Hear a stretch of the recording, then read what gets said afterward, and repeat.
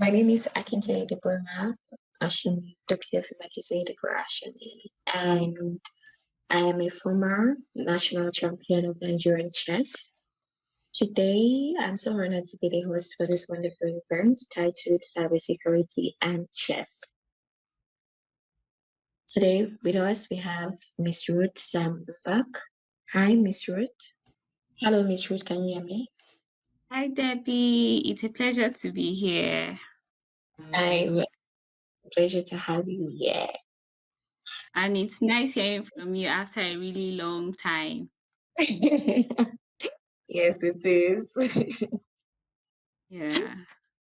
Okay, so this program is brought to you by Bros Chess Media. Thank you so much, Fide Master Fawale Oyeyemi, for making this happen. And now we are going to be leaving the floor to our wonderful guest to share with us what she has for us on chess and cybersecurity. So over to you, Miss Ruth. Wow us away. Okay. Awesome. So, just a little introduction of myself before I go deep into like how chess thinking helps sharpen cyber defense, right? My name is Ruth, and I'm a cybersecurity consultant at NoHack.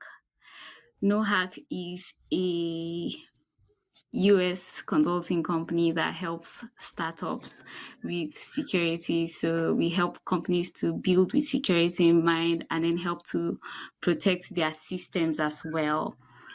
So if you are here today, you're probably wondering like, why are we talking about chess and cybersecurity, right? And I'd say that from these pictures here alone, I would say the similarity between these two things, or like why we're talking about these two things, is because they both have something valuable. It's all about something valuable that you are trying to protect, right?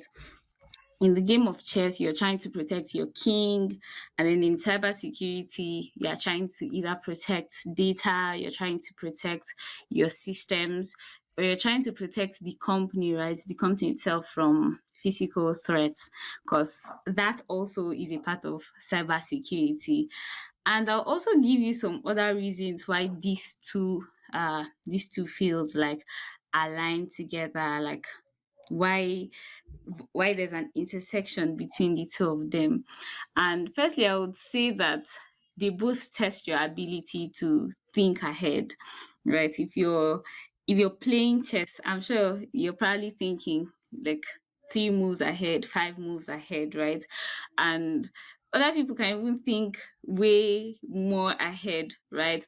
And it's the same thing with cybersecurity. When you're building a company, you want to ask yourself, what are the data what data will I be collecting from the customers, right?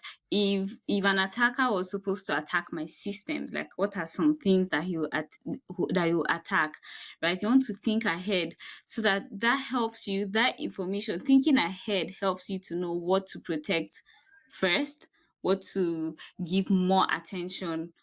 Same thing with chess, right? And I would say the second reason why chess and cybersecurity align is that they are both very sensitive. I don't want to say games because I don't want to say cybersecurity is a game, but they are both very sensitive in the sense that one single mistake can cost you your entire game, right? It's like you need to know how to bounce back. So let me give an example. In cybersecurity, and this is like specific to like smaller companies, right? Over 60% of them don't return, like they don't bounce back after a cyber incident. And I don't know, a lot of us, I don't know about other people on the call, but once you take my favorite piece on the chessboard, it's like you have destabilized me, right? Sometimes, yes. So if one single mistake can literally cost you the entire game. So you need to understand how to bounce back from those incidents, or yeah, on the board, like when things like that happen, you need to have you need to plan. plan ahead. Like, how are you going to bounce back? Do you have the ability to continue playing without your queen on the board? Do you have the ability to continue playing without your knight on the board? Like, what's the plan? Anyway, we're going to talk about planning like after, because we're going in depth. But I'm just trying to like say some of the things like why we're talking about chess and cyber security. Also, I think my favorite similarity between chess and cybersecurity is that in cybersecurity, like we say anyone can be hacked. It doesn't matter how big the company is. It doesn't matter how small the company is. Anyone at all can be hacked, and that's how we see it, or that's how we say it in the industry. You can't protect systems or like protect assets 100%. You can give it your best, but nothing is 100% secure. And I would say Hmm? it's the same thing with chess, right?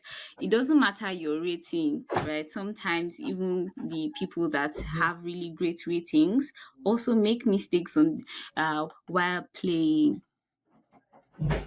So the first thing I'll talk about in terms of how like chess thinking helps in cyber defense is in planning ahead. And I have this first because that's like the most important thing, like when it comes to cyber security. Planning is very important. You need to plan for incidents, right? What are you going to do? So we have lots of planning documents, right? So when it comes to cybersecurity, we have a business continuity plan. Like, what are you going to do if your most critical assets get hacked and you don't have access to these things? These are your critical business systems. Like, what are you going to do? What continuity plan do you have? What plans do you have in place to help your business continue running until you have these systems back on?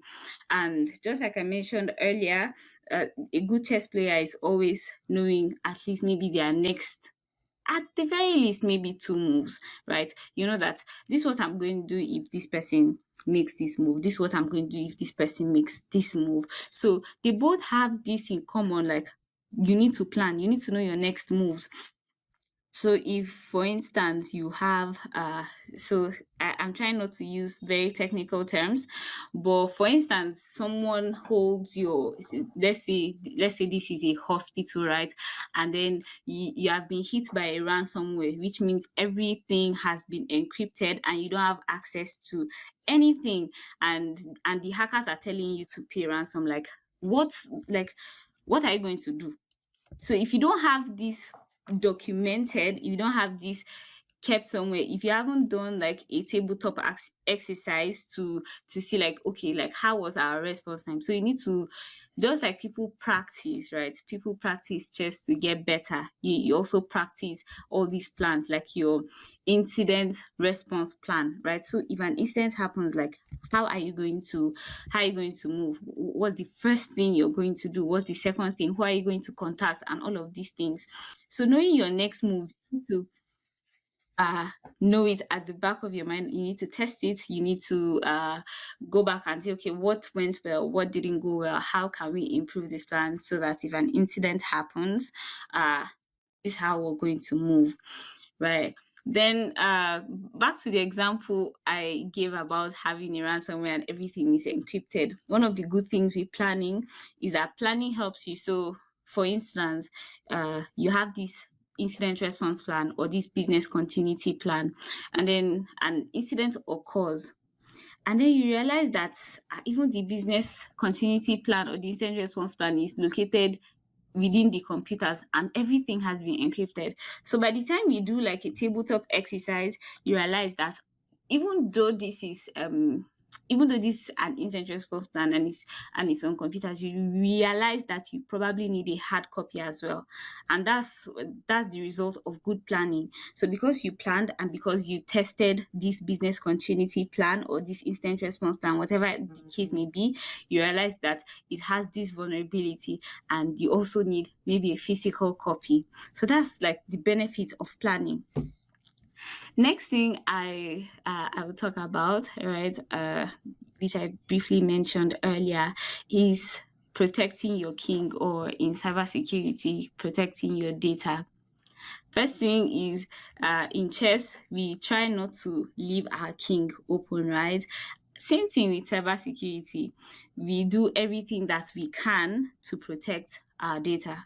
Everything, in fact, to protect our data, to protect our systems. So, uh, just like in chess, like the king is your most valuable asset, and you do everything that you can to see that this king is protected. Same thing with cybersecurity. So we do things. So let me give an example. So on the board, you probably have your queen, you have your knights, you have your pawns, you have all these working together, you have your bishop, and sometimes it's like there are layers of defense. All this work is to protect your king, and that's what the work in cyber security, that's what it's about.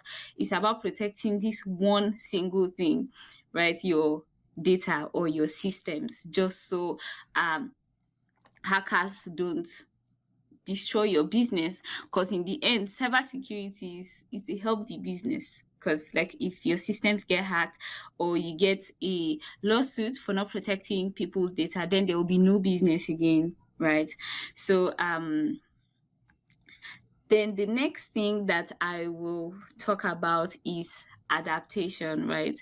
So the this field of cybersecurity is a very fast-paced one, right? There's new technology almost every day. Something new is coming up, and it's like I've not even finished understanding how these ones work.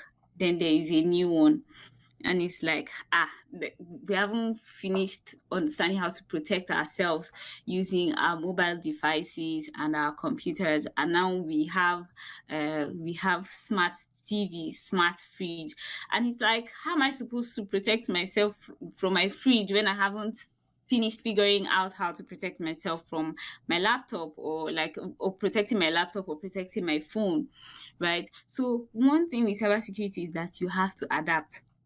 There are probably some open games, or like end games, that were, the hot cakes, like maybe decades ago, and they are probably just not it now, because there are new ways to attack on the board. Same thing with cybersecurity. You need to learn how to adapt. If you don't adapt, then you're going to be kicked out of the game, right? So and another thing I would say for adaptation is, like, you need to, when you're playing with someone, right? Sometimes, I don't know if it has happened to someone, it's like you're about to play a game, and you finish rating this person that, well, this person is, I'll rate this person is a 6 out of 10. And then mid game, you realize that this person is really good, and this person is probably a 10. You have to adapt.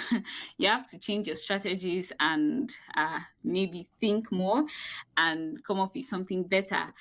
It's the same with cybersecurity. You need to learn to adapt.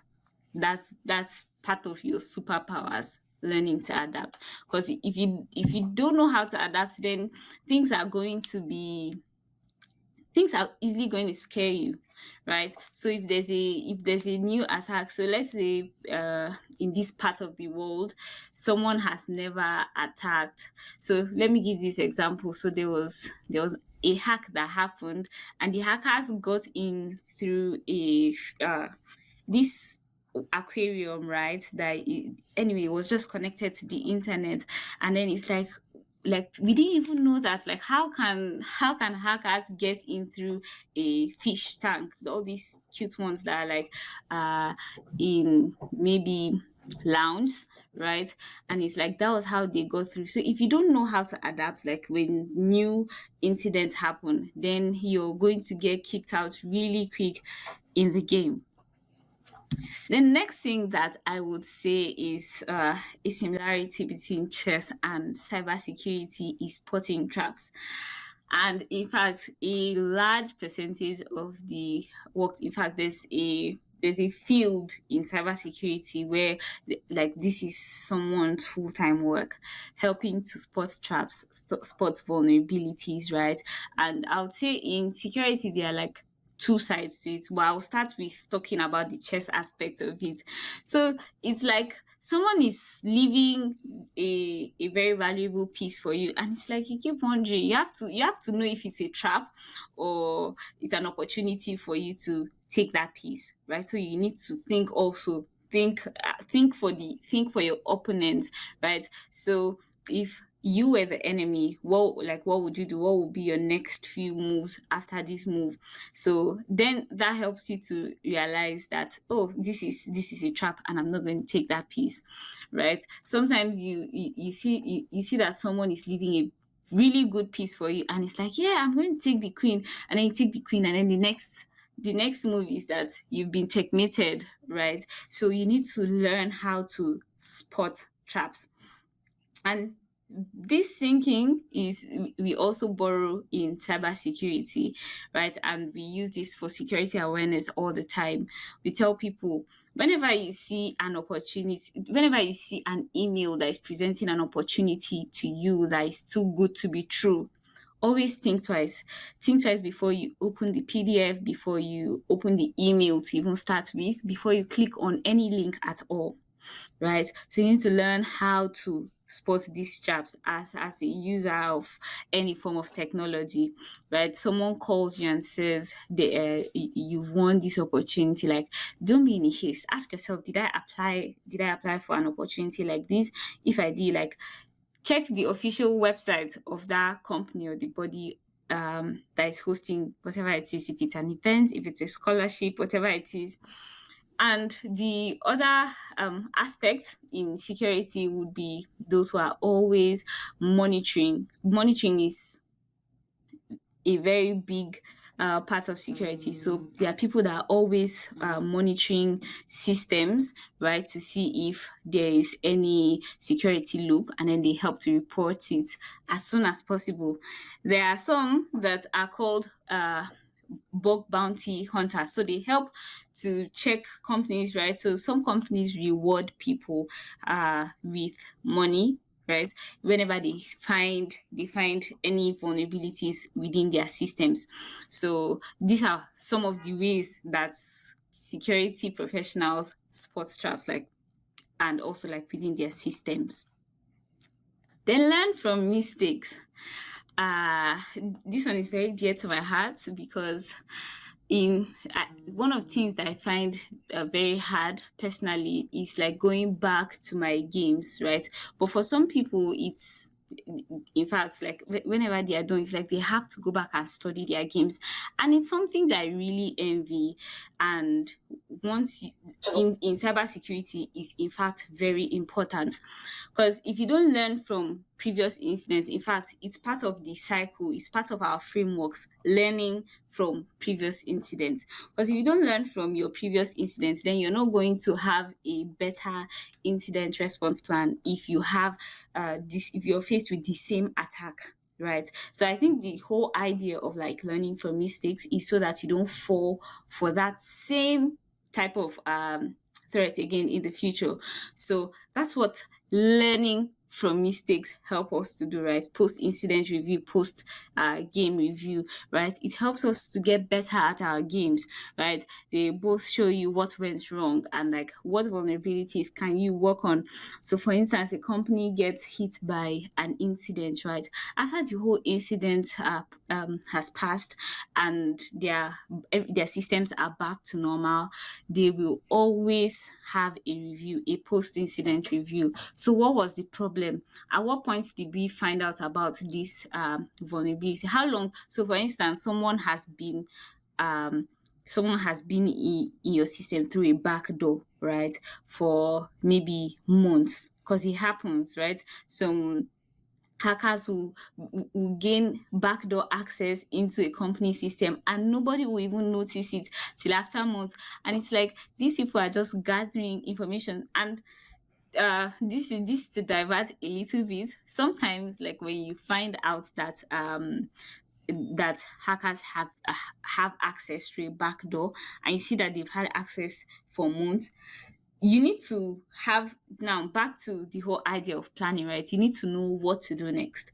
Because sometimes if you try to retaliate fast and without thinking or planning, these people then maybe close down your system or then steal so much data. So you need to handle it in a very strategic way, right?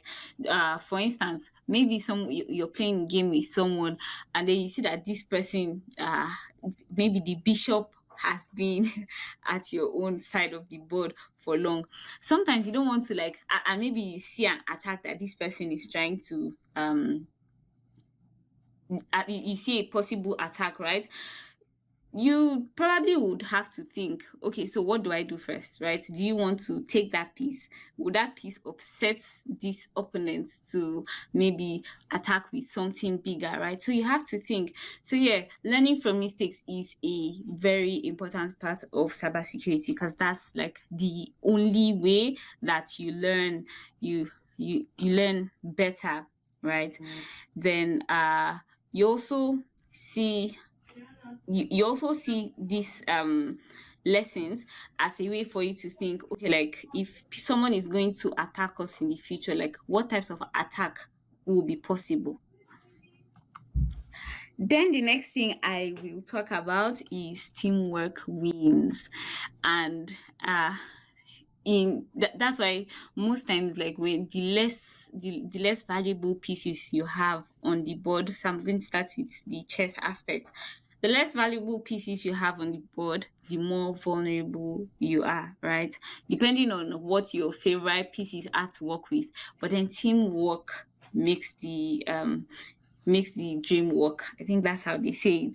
So if you have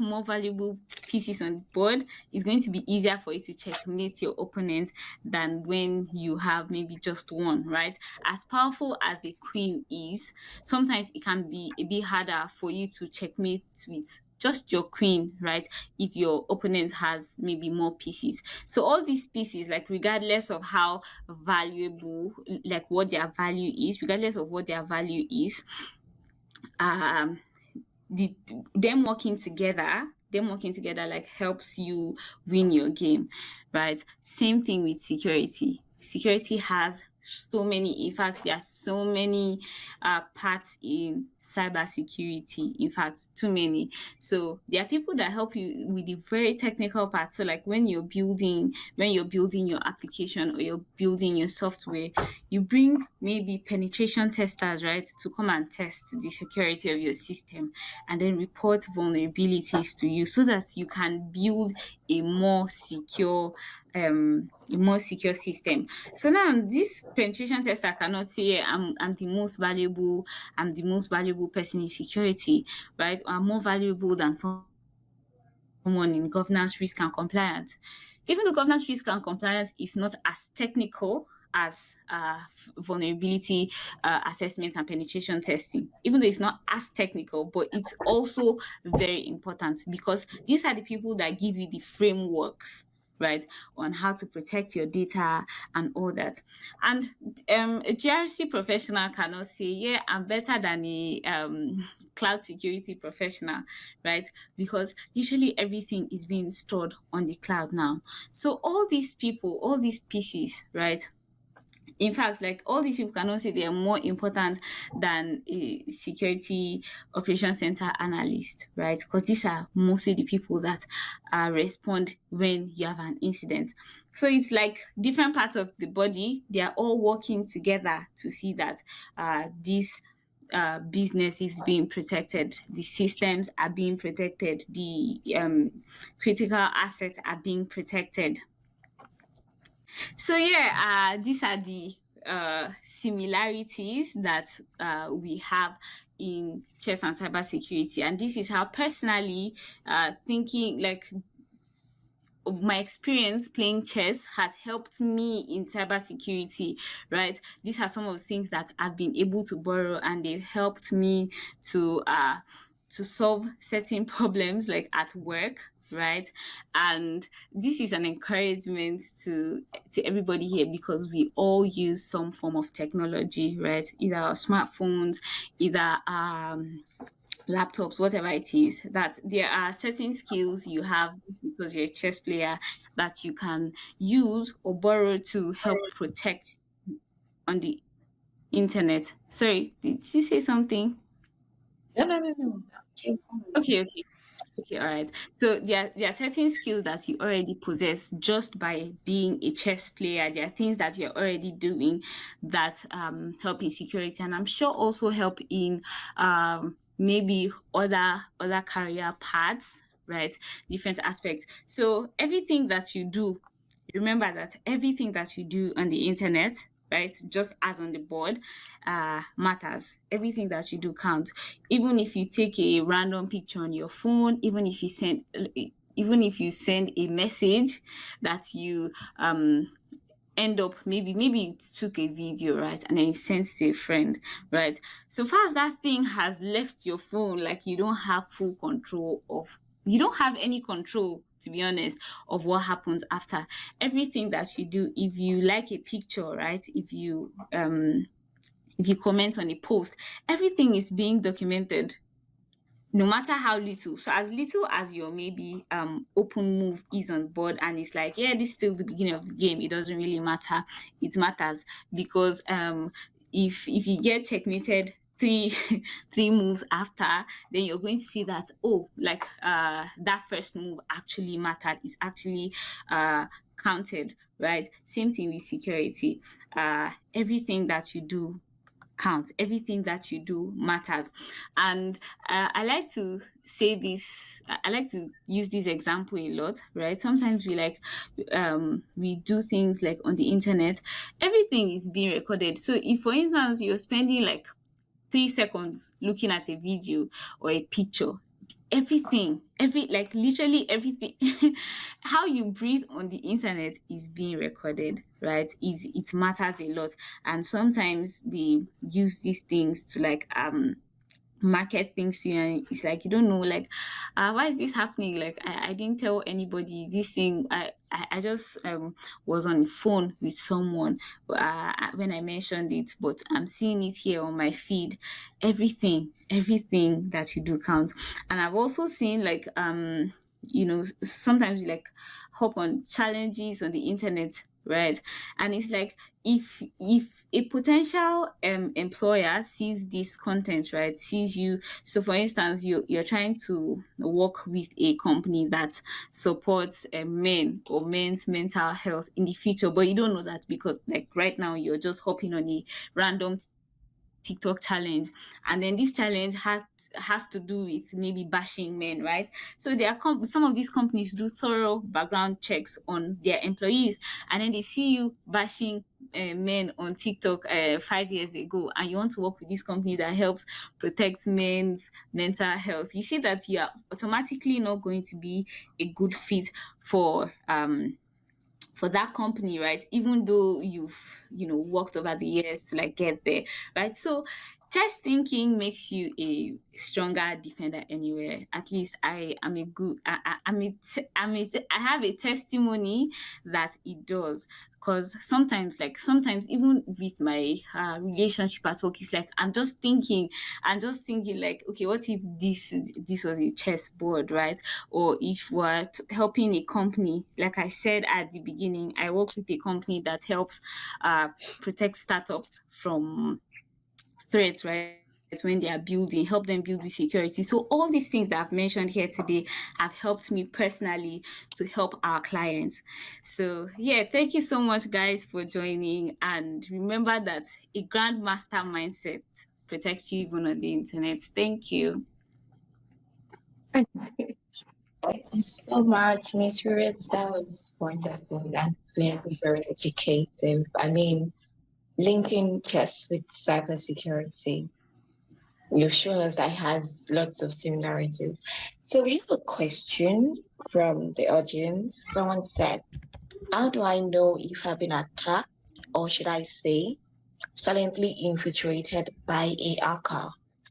How would one know if they've been tapped on their system?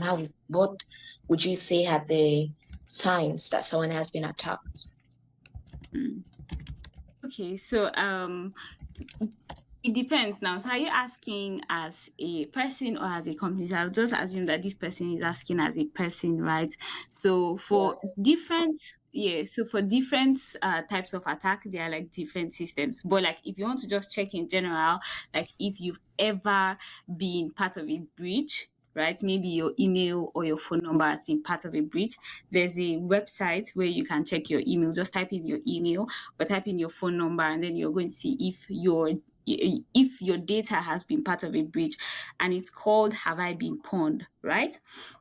Then if you want to see if your laptop or your phone has a virus, there's a way it starts behaving, right? Sometimes it's like, hypersensitive, or it's like loading so many ads, because there are different types of malwares. Some are like for ads, right? Some are just there in the background waiting to be some are just waiting in the background, right? Spying, waiting for you to do something valuable, waiting for to capture your password, right? But most times, like when your phone has a malware, or your laptop, it just starts misbehaving.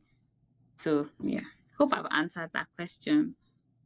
Okay, for the person that asked the question, I hope your question has been answered. You can check if your information has been used for other purposes, if I get you correctly, Miss Ruth, by going on, what's the name of the website again? Have I been pawned? Okay, I just dropped this is how you spell it. I just dropped it here in the chat.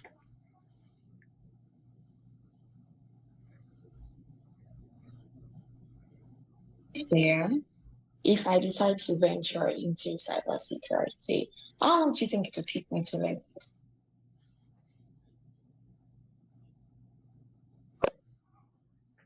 Sorry, I didn't get the question well. So I said, as a chess player, let's assume I Yes. decide to get a tech skill and I choose cybersecurity. How long do you Yeah. think it will take me to learn and become a pro? Okay, so I would say first of all, it depends on how much time you're willing to dedicate to it per day or per hour, per week, right? Because if you have a 9 to 5 that is very demanding, then time is going to differ. But I would say from 6 months, right, to from 6 months, which means that you're going to be like really dedicated and also trying to keep up with trends, right? But just like any industry, right, it takes time for you to, depending on how much time and how much work you've put in, then it's going to determine how up on the ladder you're going to be, right? So, but at least from 6 months, 1 year, right? You should have a very good understanding of the industry. Okay. Okay. So, that's fair. I think the first game maybe chess player will take that long and even longer. So I have another question. And my question says, for example, in chess, sometimes we sacrifice our pieces because we want to like get a strategy or perform some wonderful moves on the board. For like what you said, where the opponent is giving you a free coin and then you're thinking about it, if it's actually free or not, or there is a plan somewhere.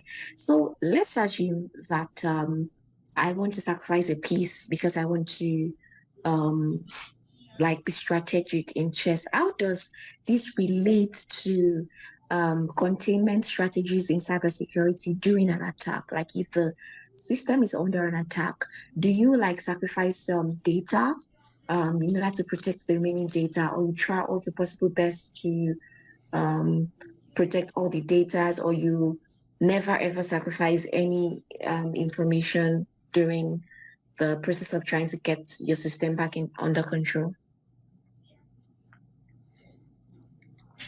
Okay, so I would say that the example of like sacrificing a piece on the board, right? The perfect example would be having like a honey pot or maybe a honey net, right? Which is like a fake network, just something to to act as a decoy, right? Good. Yes. So just something to act as a decoy, right? And then when attackers come and then they think that's your system, right? And then they try to attack it. And then you see from that, mind you, so this is not part of this not part of your system. So whatever is being carried on them, um does not affect your real system, right? And then you see what vulnerabilities. So it's like a, what's it called? It's like a dummy, yeah. So it's like a dummy net, right? So Mhm. you're going to use information from that to also so this is what attackers are trying to attack on your own system, and then you use that information to um to improve your own system, if that makes sense. Then like in terms of like you can't sacrifice your data you can't sacrifice customers data. That's good, just the same way you cannot sacrifice your king, right? Once you sacrifice your king, the game is over, right? The game is about protecting your king. So in cybersecurity, you cannot sacrifice um your customers' data. What you can do as a containment strategy, right? When your system is being attacked, I would say is having good PR. Because in the end, it's not as a company, it's not your data. That data that has that data that was stolen, it belongs to the masses, right? So you want to have a good PR, like and what are you posting on the internet, right? Because that's where your customers are going to go to look for information. So it's now your responsibility to um, be at the forefront of whatever narrative is being sold on the internet, right? Don't allow the blogs to tell your own story. It's your responsibility now as a company to decide like what should go out there. So that's one of the things that you can do as a containment strategy, but not to sacrifice anybody's data. You can't do that. Just the way you can't sacrifice your king. Okay. Okay, so someone asked a question, and the person said very quickly how to get Yeah. into cybersecurity. Okay, so personally, I always advise starting with the resources that are available to you, right? Try maybe taking a 1 month free course. There are free courses on cybersecurity that you can start, right? Start for 1 month with the free resources available to see if it's a field that you truly want, and not because you're joining because it's cool, right? So give start with the resources that are available. Start with YouTube, start with reading articles, right? And just understanding what it's about. When you do that, if you want to proceed and maybe join a boot camp, yeah, then you can proceed with that, but always start with the resources that you have available. Okay, so for the resources, you advise us to go to YouTube and check for YouTube videos on how to get into cybersecurity. Am I right? Yes, that's there are also free courses, right? On Coursera, there's a Google cybersecurity course also that is free. So you can start with exploring these options. Okay, for the person that asked the question, I response to answer that to your question, sorry, that you can always use the resources at hand at first to get into cybersecurity before joining paid bootcamps. So you could go on YouTube, you could go on Coursera, and then there's also the Google cybersecurity classes that you could take in order to get a basic understanding of cybersecurity before you now venture into it. Okay. I don't know from the audience, do we have any other question for Mrs. Ruth before we call it a day? So, thank you very much. Oh, okay. So someone has a question, and it says, how has AI improved cybersecurity in the past 2 years? Okay, so thank you for that question. So I would say that um, AI has helped improve cybersecurity through detection, right? So let me start with that. So I mentioned to you earlier about some people finding out months later that in fact their systems have been compromised. AI Yeah. helps with that. It has helped us to uh, find out quickly, right? If our systems to detect if our systems have been compromised. That's one way.